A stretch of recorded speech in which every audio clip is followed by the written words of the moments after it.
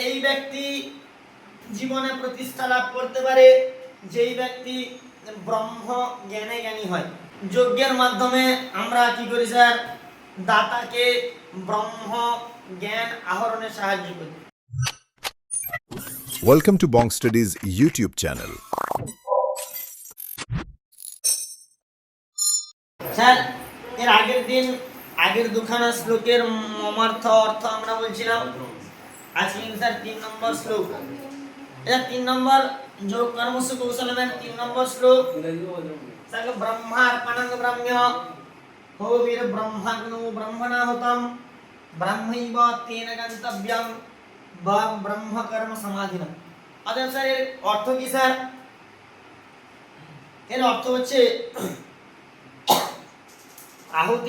আহুতিদানের পাত্রকে ব্রহ্ম, ঘৃতকে ব্রহ্ম, হোমকর্তা ব্রহ্ম, ব্রহ্মরূপ অগ্নিতে নিবেদিত ব্রহ্ম, এইরূপ জ্ঞান ব্রহ্মরূপে কর্মে সমাহিত চিত্ত ব্যক্তি ও ব্রহ্ম রক্ষণ। আচ্ছা স্যার, ব্রহ্ম কে স্যার? ব্রহ্ম হচ্ছেন যজ্ঞেশ্বর। ব্রহ্ম স্যার সেই ব্যক্তি জীবনে প্রতিষ্ঠা লাভ করতে পারে যেই ব্যক্তি ব্রহ্ম জ্ঞানে জ্ঞানী হয়। স্যার, আমাদের প্রত্যেকের বাড়িতে কম বেশি পুজো আর্চা হয়। পুজোর শেষে পুরোহিত মহাশয় কি করেন স্যার? যজ্ঞ করেন। স্যার, পুজোর একদম সমাপ্তির সময়ে পুরোহিত মহাশয় যজ্ঞ করেন। সেই যজ্ঞ কিসের জন্য করা হয় স্যার?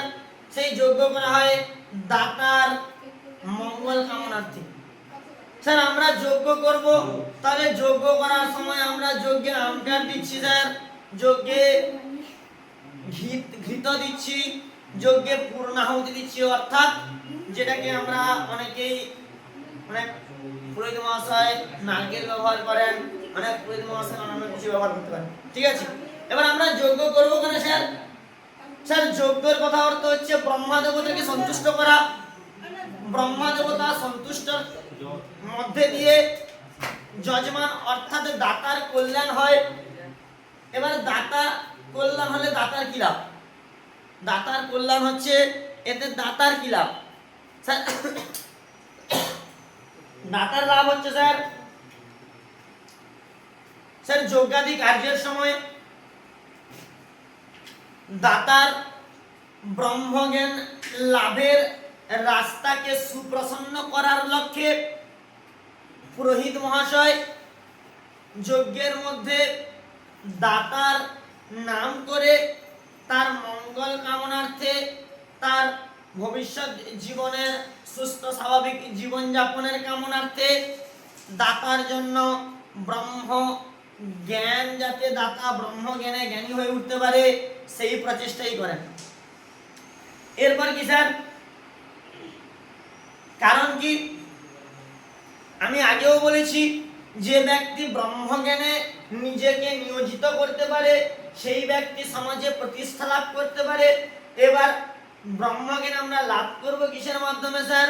যজ্ঞের মাধ্যমে। আর ওই যজ্ঞের মাধ্যমেই কিন্তু আমরা কি করি স্যার? দাতাকে ব্রহ্ম জ্ঞান আহরণে সাহায্য করি।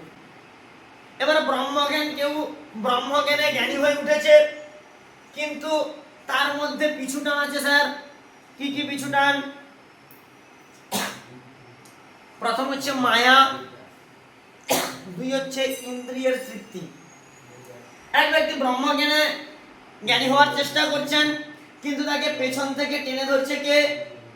তার কিছু মায়া, অর্থাৎ পুরনো কিছু স্মৃতি, আর তার ইন্দ্রিয়ের তৃপ্তি, অর্থাৎ তার এই ইন্দ্রিয় তৃপ্তি এবং মায়া যখন তাকে পিছু টানে, তখন তাকে বলা হয় জড় স্যার।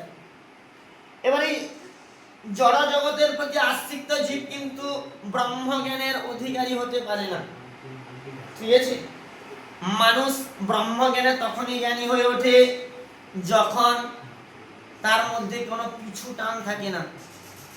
এই মায়া এবং আত্মতৃপ্তি যদি কারোর পিছু টান হয়ে ওঠে, সে কিন্তু শত চেষ্টা করেও ব্রহ্মজ্ঞানে জ্ঞানী হয়ে উঠতে পারে না।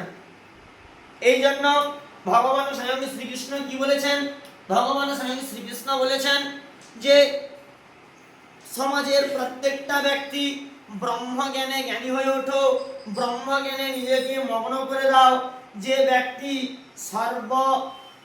সর্বদা ব্রহ্মজ্ঞান লাভের প্রচেষ্টায় থাকে সেই ব্যক্তি কিন্তু ব্রহ্মজ্ঞান লাভ করতে পারে।